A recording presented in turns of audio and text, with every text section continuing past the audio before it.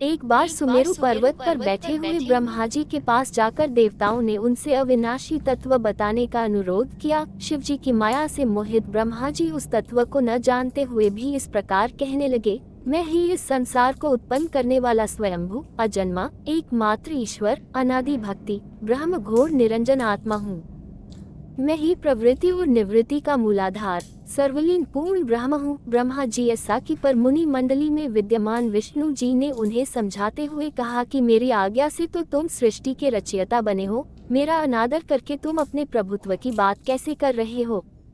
इस प्रकार ब्रह्मा और विष्णु अपना अपना प्रभुत्व स्थापित करने लगे और अपने पक्ष के समर्थन में शास्त्र वाक्य उद्धृत करने लगे। अंततः वेदों से पूछने का निर्णय हुआ तो स्वरूप धारण करके आए चारों वेदों ने क्रमशः अपना मत 6 इस प्रकार प्रकट किया।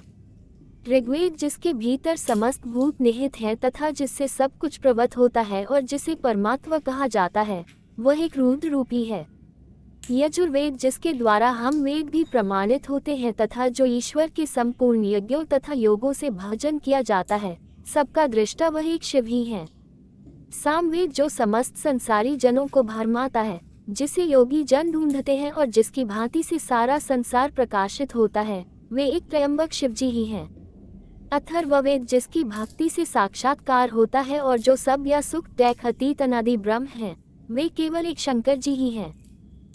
विष्णु ने वेदों के इस कथन को प्रताप बताते हुए नित्य शिवा से रमन करने वाले दिगंबर पीतवर्ण धूलि दूसरित प्रेमनाथ कुबेटाधारी सर्वावेष्टित वृपन वाही निःसंग शिव जी को पर ब्रह्म मानने से इनकार कर दिया। ब्रह्मा विष्णु विवाद को सुनकर ओंकार ने शिव जी की ज्योति नित्य और सनातन पर ब्रह्म बताया, परंतु फिर भी शिव माया से मोहित ब्रह्मा विष्णु की बुद्धि नहीं बदली। उस समय उन दोनों के मध्य आदि अंत रहित एक ऐसी विशाल ज्योति प्रकट हुई कि उससे ब्रह्मा का पंचम सिर जलने लगा। इतने में त्रिशूलधारी नील लोहित शिव वहां प्रकट हुए तो अज्ञानतावश ब्रह्मा उन्हें अपना पुत्र समझकर अपनी शरण में आने को कहने लगे। ब्रह्मा की संपूर्ण बातें सुनकर शिवजी अत्यंत क्रोध हुए और उन्होंने तत्काल भैरव को प्रकट कर उससे ब्रह्मा पर शासन करने का आदेश दिया।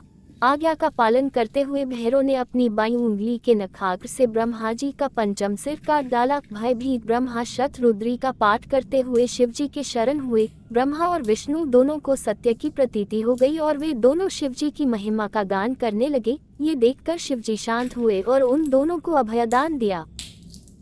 इसके उपरांत शिवजी ने उसके भीषण होने के कारण भैरव और काल को भी भयभीत करने वाला होने के कारण काल भैरव तथा भक्तों के पापों को तत्काल नष्ट करने वाला होने के कारण पाप भक्षक नाम देकर उसे काशीपुरी का अधिपति बना दिया। फिर कहा कि भैरव तुम इन ब्रह्मा विष्णु को मानते हुए ब्रह्मा के कपाल को धारण करके इसी के आश्रय से भिक्षावृत्ति करते हुए वाराणसी में चले जाओ। वहाँ उस नगरी के प्रभाव से तुम ब्रह्म हत्या के पाप से मुक्त हो जाओगे।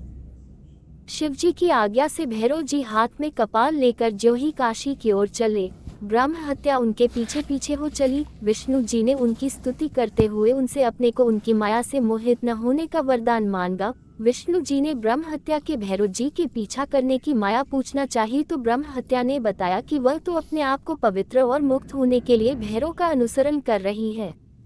भैरव जी ज्यों ही काशी पहुंचे त्यों ही उनके हाथ से चिमटा और कपाल छूटकर पृथ्वी पर गिर गया और तब से उस स्थान का नाम कपाल मोचन तीर्थ पड़ गया। इस तीर्थ में जाकर सविधि पिंडदान और देव पितृ तर्पण करने से मनुष्य ब्रह्म हत्या के पाप से निवृत्त हो जाता है।